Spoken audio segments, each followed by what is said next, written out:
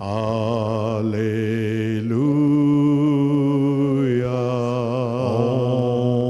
Om Mani Padme. Om. Allah.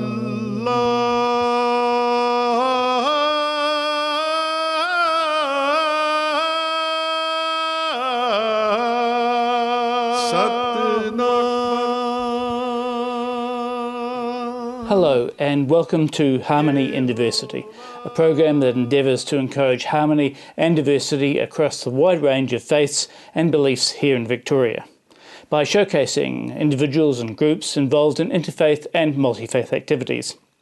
In today's program, we take a look at the Interfaith network of the City of Greater Dandenong and the bus tours it runs to various faith venues. I spoke first to Helen Heath about the Interfaith network and how it started. Well, it began in about 1988 with a local issue in the community where the Access and Equity Officer was asked to come up with a solution to dealing with that problem. A group of people were labelled as being all the same and unfairly criticised because of the behaviour of one or two. She decided to come up with a positive solution and look at positive role models as a way of coming to grips with that rather than look at the problem. And she looked around and felt that faith leaders in the community were ideal role models, that they'd be listened to by their communities and would have some influence in changing the way behaviours were seen and community attitudes were changed. Has it been very successful? We think so. It's been going for some 22 years now and still goes strong, with some 60 or so faith leaders as part of that network. We think it's the first one in Australia, formal interfaith network, certainly the first one in partnership with the local government. Has it been useful for it to have been made in partnership with a local government? I think it's essential, the partnership. It's equal but independent, so each body can speak on their own, but most often Council and Interfaith Network consult with each other before speaking. It's essential, the kind of support that Council can offer, being a civic authority that gives permission for all sorts of people to be involved and community acknowledge. It's really important for the Faith Network, which is made largely of volunteers. What sorts of things has the Interfaith Network done over the years? Well, I believe in the early days they used to take banners of the different faiths to different communities and talk about their faiths. They used to have forums and discussions. Tours to places of worship started very early on in 1991. Prayer is offered at council and the fortnightly council meetings on a rostered basis, so all faiths and spiritual traditions have an opportunity to offer a prayer, a meditation or chant in the language of their choice. And that's put in English into the minutes of council, so there's a lovely rich history of prayers over many years. The network attend the mayoral induction of the new mayor every year and offer the common statement, our commitment to work for peace and harmony in the City of Greater Dandenong. Tell us about the Interfaith tours. How did the idea for that come about? My understanding is, and this is going on a bad memory for history, that in 1991 there was a tour arranged where a student of architecture went on the tour for looking at buildings in various parts of the city of the city of Springvale as it was then. This is before council amalgamation many years ago. And she was so taken with the idea that she presented that as an idea to the Interfaith Network, that this is something that they could do, visit places of worship. So it started off with one tour that was positively received, and then another and another, and they became so popular that about 3 or 4 years ago we started running them every month for members of the public.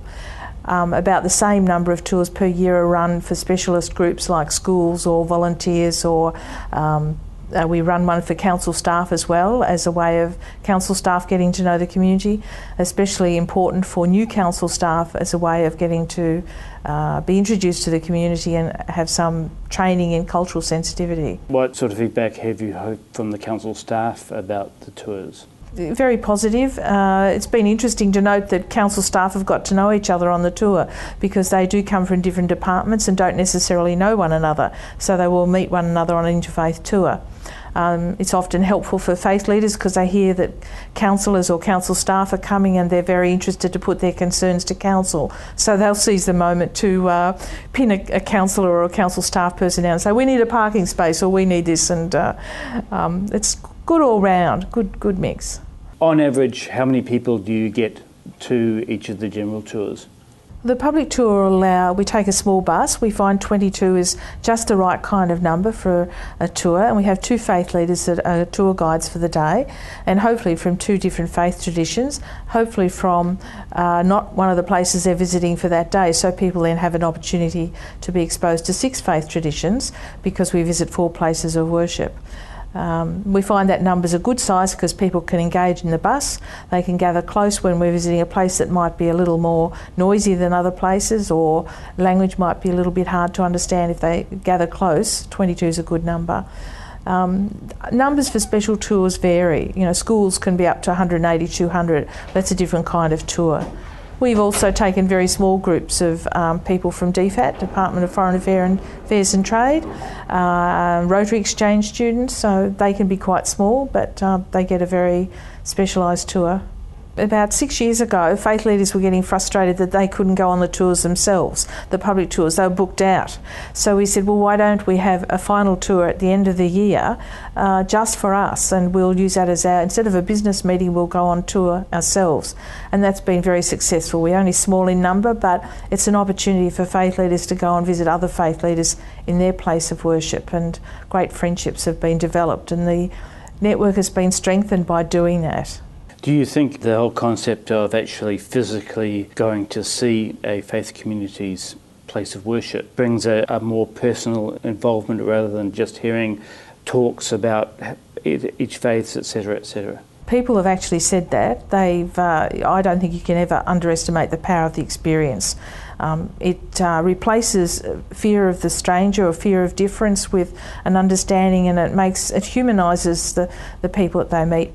They can relate in a very close way, and I just think that's what makes the tour.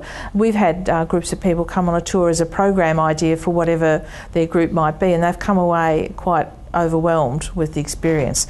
I think they got more than they expected. It's been a spiritual experience, someone once said, about their visit to the places of worship.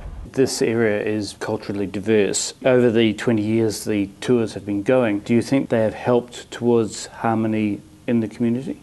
I think so. I think it underpins a lot of what people go about. I think people find great pride in being part of a community that is so diverse, and there are some challenges, but generally the community relates really well and prides itself on being part of such a diverse community. It's important to people to live here and be part of that diversity and live in harmony and understanding. You don't have to agree with someone, but you can at least respect and understand what someone else might believe and think and practice. Tell us about the tour for people with various disabilities. How did that come about? Well, for about a year, because of the close relationship with Council, I had an ongoing conversation with the disability planner with Council, Chris Stewart, and we eventually got round to organising a tour that people with different abilities could come and find it easy access for them. It's also important for faith leaders to be aware that they need to make their places of worship accessible in all sorts of ways, physically, in hearing, in all sorts of ways. So we finally organised a tour. Chris organised the people to come, and I organised the faith leaders. We initially went together and checked out the places so that any potential challenges for people might be modified, and the 3 that I seem to think were okay panned out okay, and so we visited those.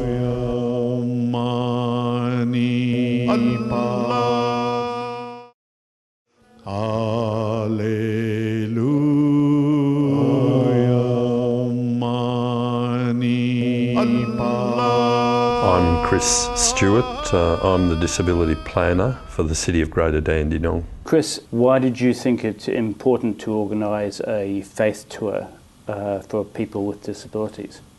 Council has a strong commitment to including everybody in the community in all aspects of community life, and as such, Council has developed a disability action plan, and that plan identifies that Council will take all the opportunities possible to provide access and inclusion for people with disabilities into all aspects of community life. The Interfaith network has been operating through Council for a number of years, and people with disabilities in and around the community of Greater Dandenong have often asked if there was an opportunity for a tour to be run, particularly for them. 1 in 5 people experience a disability, and those people would like the opportunity to participate in all aspects of community life, and the faith community is, or the faith communities in Dandenong are one aspect of life that people with disabilities would like to participate in, and so it seemed a natural extension that the Interfaith network would provide a tour that catered for the needs of people with disabilities. So the idea originally came from people with disabilities, and it was an opportunity for the Interfaith leaders, the Interfaith network, to welcome people with a range of disabilities. Certainly at the 3 venues visited, people with disabilities were welcomed with open arms. They were taken throughout the facilities, and in fact the faith leaders made a considerable effort to include people with disabilities into the full range of activities that were undertaken throughout each faith facility. And so I think people came away feeling quite welcomed and quite positive as a result of the experience. For most people with disabilities, participating in the community is a very important aspect. There's the area of perhaps being welcomed into a community, and then having the capacity to participate. And simple things like ramps, accessible toilets, hearing loop systems, and so on, are very clear ways that organisations, including the faith communities, can clearly show that they are welcoming of people with disabilities. Do you think that this tour has raised the profile of the needs of people with disabilities amongst the faith groups that were visited on it? The faith leaders were all certainly very welcoming. I think that they had were shown a first-hand experience of perhaps how a person in a wheelchair might actually move around within their faith building.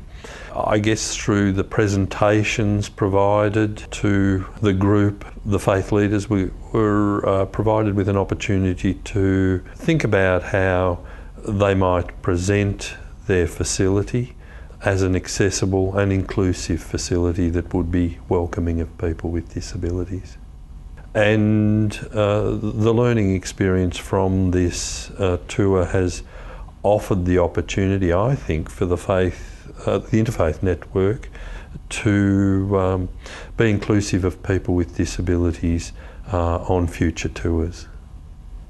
The acceptance of people with disabilities in the general community has changed considerably over the 20 years I've worked in the area. The entire community is much more accepting of difference, of the need to include everybody in the community as a functioning member of the community. The community generally is much better at seeing that if the community works together and focuses on the positive aspects of everybody and what they can contribute to the community, then I think generally we see a community that is much richer and is much more positive. And I guess people with disabilities, I see, with those few modifications I've spoken of, can feel comfortable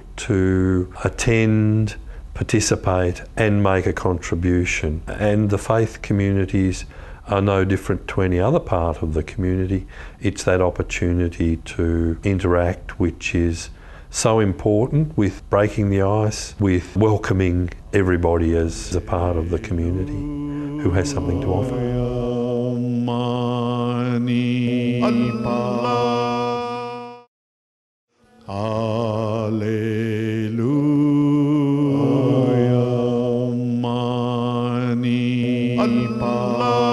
Welcome back to Harmony in Diversity. One of the places of worship we visited on the Interfaith tour was the Hindu temple in Carrum Downs. While there, I spoke to Arun Mahindran, the Secretary of the Hindu Society of Victoria, about his faith and his involvement in interfaith activities. The faith, Hinduism, is not a religion it's our way of life. So in that, we grew up in it, and that's the way we do things every day. Give us a brief outline of the main points of your faith as you understand them. Well, Hinduism believes in one supreme God, and then Hindus also have a strong belief in reincarnation. And we take several births to expiate our karma. That is the actions of good and bad which we acquired in our previous births, which we have to expiate in this birth. And if we don't finish up all the karma, we again take a rebirth, come back, and then expiate most of the karma. So this belief helps us to actually find solace in our troubles as well as our happiness. The troubles we attribute to the bad actions we have done in this life or in the previous lives, and vice versa. So because of that, we always tend to do good so that we shape ourselves to have a better life in our next birth. So you said Hinduism believes in one God, but there's many deities. So how does that relate? You believe all things are part of the one God, or? Well, India is a very huge country, and it has over 200, 300 languages, and they're far apart. In thousands of years ago, although the philosophy was one God, but each of those group of people thought or perceived God in different ways. And they started making, or they said, one group said he will look like this, and others said, no, he has 4 hands. So these all things, objectives, they reached. And as time passed by, when civilization started moving closer and closer, some of the residue still got into the thinking of the people. So now what we have done is we have provided different deities to do different type of jobs. It's all, I would say, mythologically. We have many deities of the same Supreme, and they perform different things to satisfy us. I noticed while we were going around the tour, you said certain deities have different attributes? Yes, we have now different forms. Now our lady gods, the goddesses. Saraswati is the goddess of knowledge. So most of the time we pray to her so that we will succeed in our expanding our knowledge, lessons, exams, and then reaching the final goal. Likewise, Lakshmi stands for wealth. Now without wealth, you can't do much these days. So we have to pray Saraswati to look after, to help us get a job and get some money. And likewise, bravery is very essential to ward off enemies. So we go to Shakti. So they represent the three attributes actually to humans, which are essential. Why do you think it's important to have contact and dialogue with people of other faiths? Well, it is ignorance that which causes all the differences in the society today. If we can explain to the others why we do things like this and why we do a certain thing, and then if more understanding comes around, then people will say, oh, is that all? And what I do it this way and you are doing it that way. It's only a minor differences in the way we do things. After all, we are all looking at the same God through different mirrors or glasses. How long have you been involved with the Dandenong Interfaith tours, and what got you involved with that? Particularly your temple here? Not very long, maybe 4 or 5 years the most. But I was interested in finding out more and more people. I read a lot about other faiths, Then it happened that my friends invited me to the Interfaith dinners and things like that. So I was able to go and attend seminars. In fact, I joined the Kingston Interfaith Forum, so I'm a member of that. What do you think that the underlying commonalities? Well, to me, when I read about other religions, I find more similarities than differences. For example, every religion thinks and speaks of one God, but the subtle differences are some religions you have the prophets. Now we don't have prophets.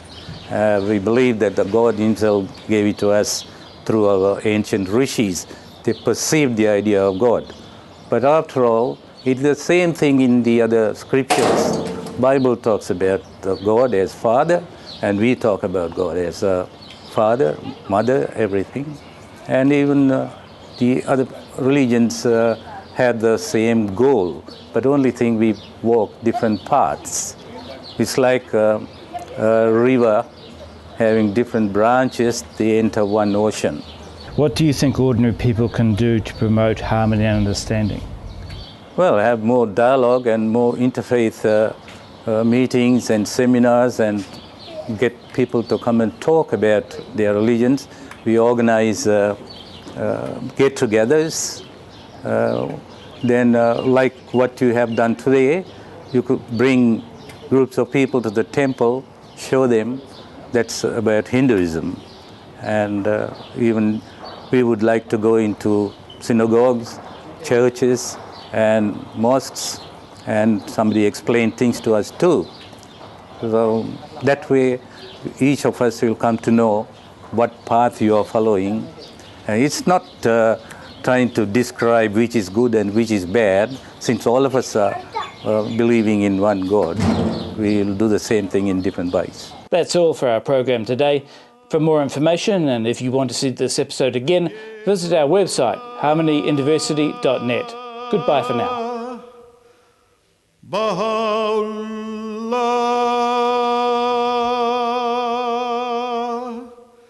Shanti Om,